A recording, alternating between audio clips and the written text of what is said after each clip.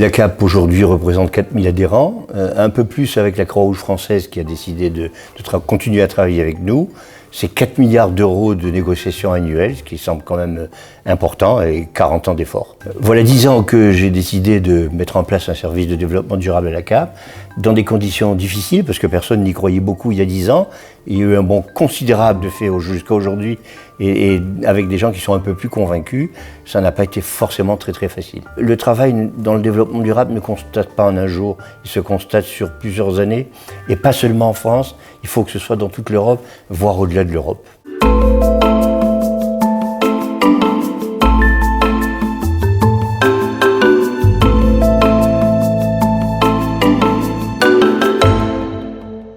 Alors le constat, c'est quand j'ai pris ma direction, j'ai vu qu'il y avait énormément d'accidents de travail. On était à un taux de 6%. Et j'étais aussi en train de licencier pour inaptitude professionnelle 2 personnes qui avaient donné toute leur vie à l'établissement. Et du jour au lendemain, on leur disait maintenant c'est fini. Donc on s'est posé des questions, on a essayé de comprendre un peu en interne qu'est-ce qui n'allait pas.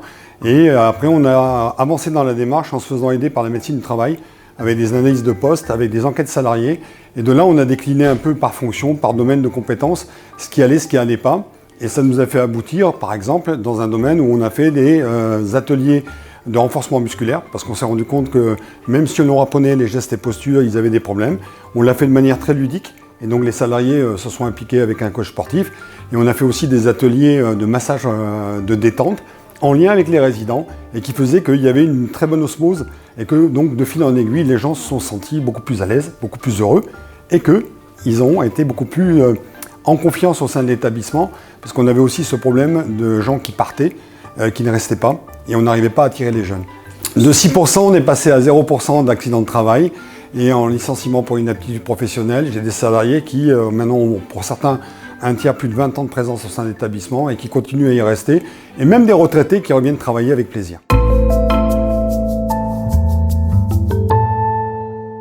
Alors la clinique Saint-Roch de Cambrai est engagée dans une démarche de développement durable depuis maintenant plus d'une dizaine d'années et depuis quelques années dans la responsabilité sociétale de l'entreprise. Nous avons fait un diagnostic de cette RSE. Ce diagnostic nous a permis d'identifier quelques pistes d'amélioration par lesquelles il fallait commencer.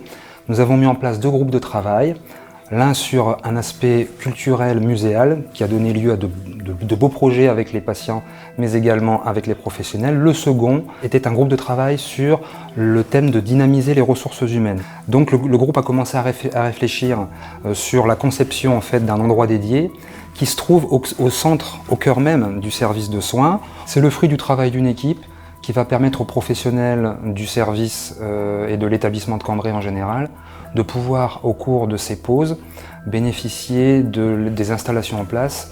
J'entends par là les fauteuils massants chauffants qui ont été installés de manière à prévenir les troubles musculo-squelettiques des personnes. C'est une salle qui va bénéficier donc à l'ensemble du personnel, qu'il soit soignant, administratif, logistique, et en tout cas qui a été rendu possible aussi par le soutien de la direction des soins qui a permis de réaliser ce projet.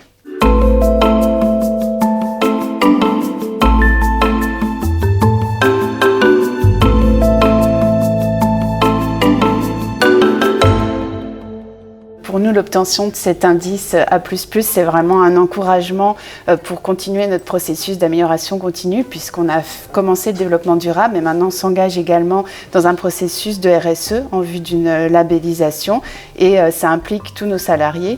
C'est d'abord une culture d'entreprise. Ont été mis en place des groupes de travail avec des chefs de projet qui ont été porteurs de ces dossiers, avec à chaque fois des responsables, des collaborateurs qui vont justement s'assurer que les messages soient bien passés et que les messages soient suivis. Pour vous donner un exemple de projet, on a l'intention d'installer par exemple des ruches sur notre site, parce qu'on est à la campagne, et le miel produit pourrait être utilisé dans la fabrication de nos produits de la gamme par exemple enfant, qui est composée de miel. De l'importance pour tout le monde de changer de mode de travail, de système, et de passer, de tourner un peu la page et de passer sur une vision très RSE au niveau de l'entreprise. Donc on essaie d'avoir des projets innovants et on espère l'année prochaine grandir encore dans cet indice et continuer dans cette thématique. Tout d'abord, nous sommes très très contents, très fiers de cette reconnaissance. Roche est leader du Dow Jones Sustainability Index depuis près de 10 ans maintenant pour les laboratoires pharmaceutiques. On a une vraie démarche, que ce soit au niveau de la fabrication de nos produits, en se limitant les substances nocives autant que possible, en bannissant le travail des enfants, en auditant et en faisant signer des chartes de développement durable à 100% de nos fournisseurs. La maison mère a une démarche depuis plus de 10 ans très concrète et très appuyée. Et au niveau de la filiale commerciale que nous sommes en France, nous avons le plaisir de faire des stages d'éco-conduite pour nos délégués, d'avoir un bâtiment éco-conçu, propre, de faciliter le recyclage et les produits bio, notamment par exemple pour les salariés, avec également côté qualité de vie au travail, avec des ateliers sur les postures lorsque l'on travaille, de la détente, une meilleure hygiène diététique, enfin voilà, tout pour que tout le monde revienne en forme avec de bonnes habitudes.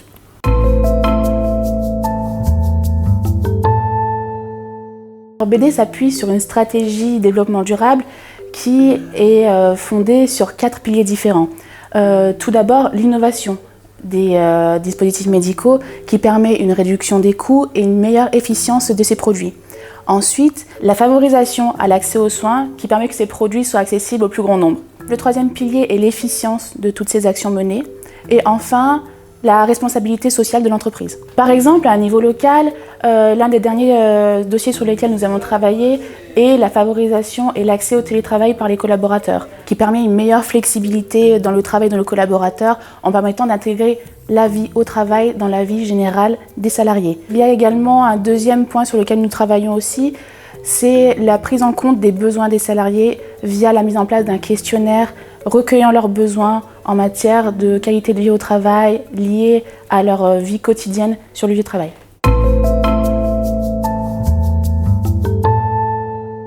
Nous avons une vraie démarche environnementale et HSE, RSE au sein de notre société. C'est vraiment un investissement de tous les salariés au quotidien. Donc nous avons déjà une première reconnaissance de cet engagement parce que nous avons la double certification, donc ISO 14001, ISO 50001. Et au quotidien, ça passe par les salariés, le recyclage des déchets. On met à l'honneur aussi des salariés qui font dans leur quotidien preuve d'une démarche environnementale. Toutes ces petites choses sont mises à l'honneur régulièrement par des notes dans l'envoi de mails auprès des salariés. C'est la deuxième année qu'on répond au questionnaire. Donc cette année, nous avons la chance d'être sur le podium à la 2e place, donc nous en sommes très contents. C'est une vraie reconnaissance du travail et de l'investissement de tous les salariés au quotidien sur la démarche environnementale. Nous allons continuer en ce sens pour encore progresser et espérons l'année prochaine être sur la 1re place.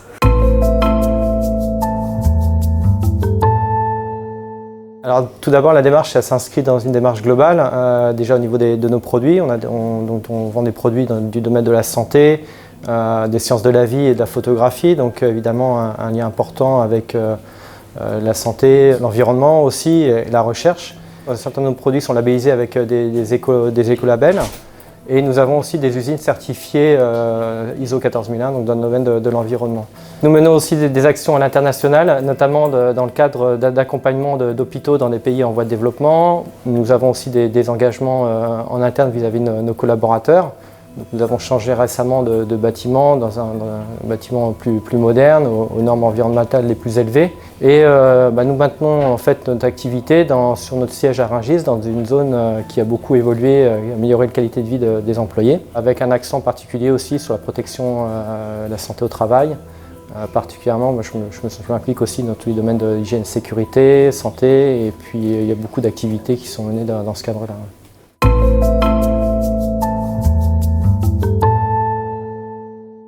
La question de la QVT renvoie à la question de la santé mentale. Et derrière la santé mentale, c'est la question de l'engagement des personnes dans leur travail qui se pose.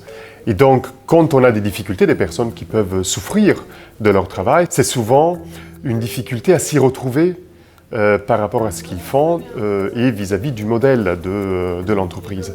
Donc il me semble que la question de l'évaluation est centrale et on a besoin de faire évoluer les dispositifs d'évaluation qui historiquement sont très calqués sur des dimensions de volume, très quantitatifs. Or aujourd'hui, on quitte cette question du volume. En tout cas, c'est souhaitable que l'on quitte, y compris par rapport à des dimensions de crise climatique dans laquelle on vit.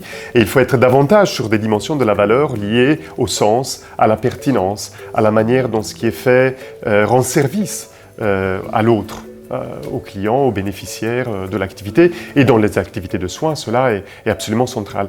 Donc ça ouvre aussi une perspective de professionnalisation des personnes, d'évolution des organisations et d'innovation aussi dans l'offre des établissements quand on trouve dans la créativité des personnes des nouvelles dimensions aussi de la valeur qui peuvent être proposées aux bénéficiaires de ce travail. Je vais vous parler des 2 dernières décennies en fait. Très rapidement, 2000-2010, c'était la décennie de l'adaptation où on a constaté le changement climatique, on a constaté les problématiques de santé au travail, donc on a essayé de s'adapter. De 2010 à 2020, on a essayé d'être dans la transition, c'est-à-dire d'inventer le monde de demain. Cette transition se termine là avec 2019. Et la décennie que nous allons vivre, 2020-2030, va être une décennie très certainement dite de disruption, c'est-à-dire de rupture avec le présent, avec des schémas nouveaux, une gouvernance réinventée, avec des exemples partout dans le monde très très innovants qui feront que demain, la qualité de vie au travail disparaîtra puisque ça sera implicite et dans la raison d'être même d'une organisation.